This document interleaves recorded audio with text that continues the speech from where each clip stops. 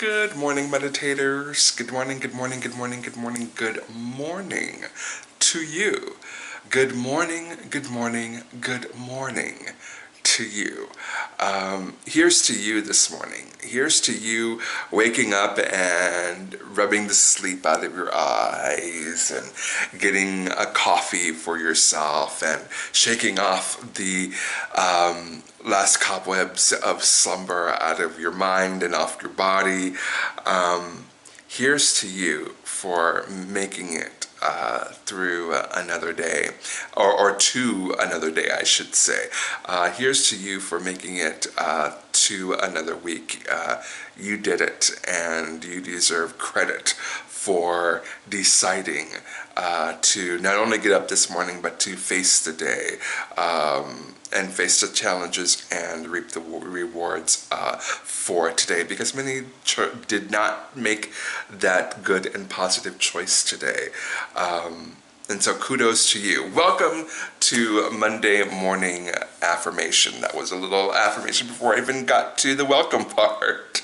Welcome to Monday morning affirmation. I am your host, Stephen Dillard Carroll, and that's what we're all about on this channel anyway, is affirmations and lifting each other up in unconditional love and light, celebrating the good and positive in each other's lives, and being there in solidarity and strength when perhaps things aren't going the best in each other's lives. You can join that conversation down below in the comments section. We're always trying our best to celebrate again each other when we're doing something good, and embrace and be each other's back when things perhaps aren't going as well. This is a channel all about positivity and spiritual evolution and growth, and I'm glad that you're here with us this morning. So let's jump right on into today's affirmation. We have a new to this channel kind of a deck. I've used this deck before, but it's the first time, I think, that I am using it in this incarnation of the of this channel. It is called the Archangel Power Tarot, and it mixes Oracle. As you can see at the bottom, there is writing, and Tarot, which up there is writing as well. It's very unique in that way, in that it combines both Oracle and Tarot with it, and so I really, really do love this deck. If it sings out to you, you can get this deck. There is a link in the description box down below where you can purchase this particular deck. It's called the Archangel Power Tarot. While you're down there, you'll find links to my top 5 faves, which are my top 5 favorite tarot decks. If you'd like to get your hands on those, there are links down below where you can purchase those as well. There is also my links to my social media are down there, and I am a psychic by trade. It's what I do for a living, and you can find a link down below in the description box that will show you how to book an appointment with me, because I would love to see you. I would love to spend an hour in spirit with you. That sounds like a good time to me. So if you would like to book an appointment with me, go ahead and click that link down below and book that appointment with me. Finally, if you like this video, please do like, comment, subscribe, and share, because when you do those 4 things, like, comment, subscribe, and share, you end up helping this channel out a lot. Out a lot? And I really do appreciate all the love and support you guys give to this channel. I really can't thank you enough. Thank you. So let's jump into today's affirmation. And our affirmation today is brought to us by the 8 of Raphael. The 8 of Raphael is like the 8 of Cups. Raphael is the cups language of this particular deck. So there is the imagery for the Eight of Raphael, and the oracle part of it says, there is something better waiting for you. Do what you know is right for you. A spiritual quest. Man, I really, really, really love that first sentence. There is something out there better waiting for you. There is something better waiting for you. There's something better waiting for you. I love that affirmation because it's true. And I'm not talking about people who perhaps are afraid of commitment or are afraid of settling in one place, who can't let any dust collect on their feet because they're always on the go and can never commit to anything. I don't think that's what this card is necessarily talking about. I think it has to do with people that are longing for something better in their lives, but are afraid perhaps to make that first move. We talk a lot about faith on this channel as well.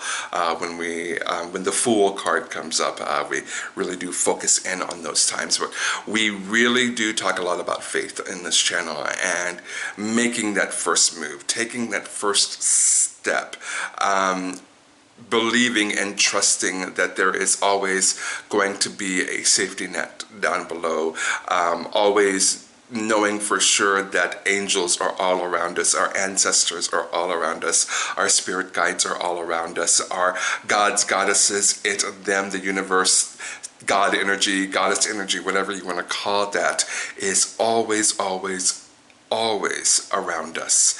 And doing it, taking that deep breath, and taking that first step. And the Eight of Raphael can a spiritual quest, which is the last sentence in this oracle / tarot card. Unlike the Fool card, which is a catch-all for all faith and taking that first step into whatever it is that you want to do, the Eight of Raphael is very much focused in on spiritual endeavors. You know, I've told the story before on this channel about how at 22 I stopped being a Christian, not because I had anything personal against Christianity, but because Christianity as I had experienced it up to that point was no longer compatible with my sexuality. I am an out and proud gay man, an out and proud black gay man, excuse me. And again, Christianity as I had experienced it up to that point when I was still such a child at 22 years old, was no longer compatible with who I was as a person. And so God and I had a conversation about it, and I said, as much as I love you, if my sexuality is a problem for you, then we can no longer be together. And God said, let's work it out. That's the short version of that. And so I never looked back. I stopped being a Christian because it wasn't compatible with who I am as a person. And I went on this spiritual quest. Now for me, it was very organic and very easy for me to step out in that way spiritually, because when it comes to spiritual matters, I've always had a sense of adventure about it.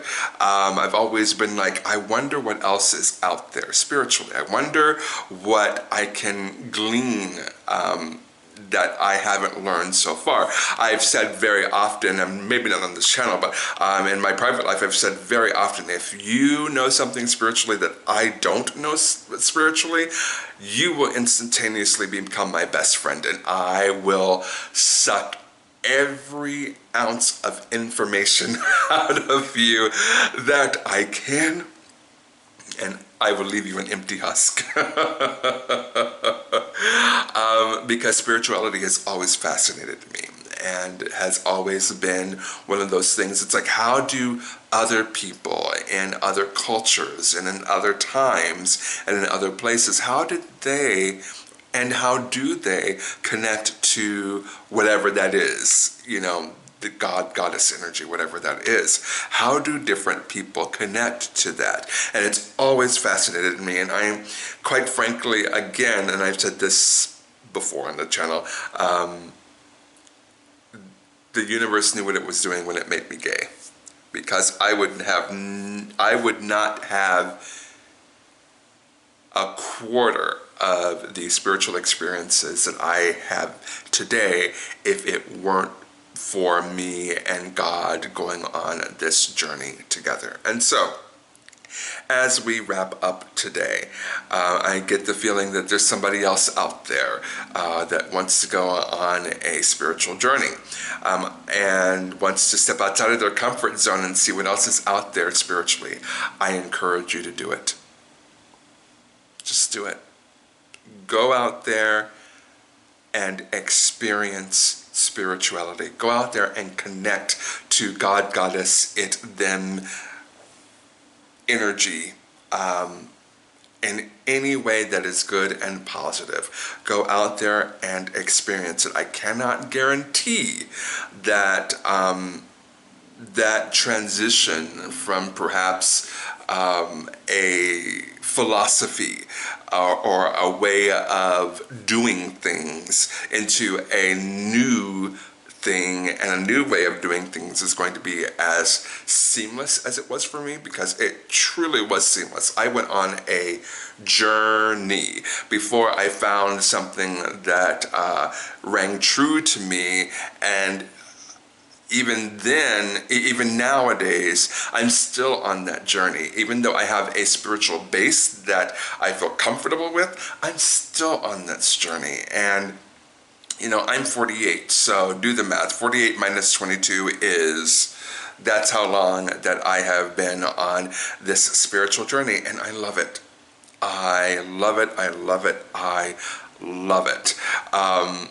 And the growth and evolution, the growing pains that come along with that have been internal. I've never once had any pushback from other people, except for to say, well, that may not be my path, or that may not be my philosophy, or I will pray for you, which, you know, whatever. Please do pray for me. I need as much good and positive energy on my behalf as possible. So, again, I cannot say that it will be as seamless for you as it was for me, but it doesn't necessarily mean, that does not mean that you shouldn't. It just means that there is an adventure out there for you. There is a journey that you need to begin, and I encourage you to embrace that and respond to it with as much gusto as you do anything else that is wonderful and good and positive in your life. Okay, we are over time today. You guys have a great week, and I will see you right back here next Monday morning. Bye, everybody.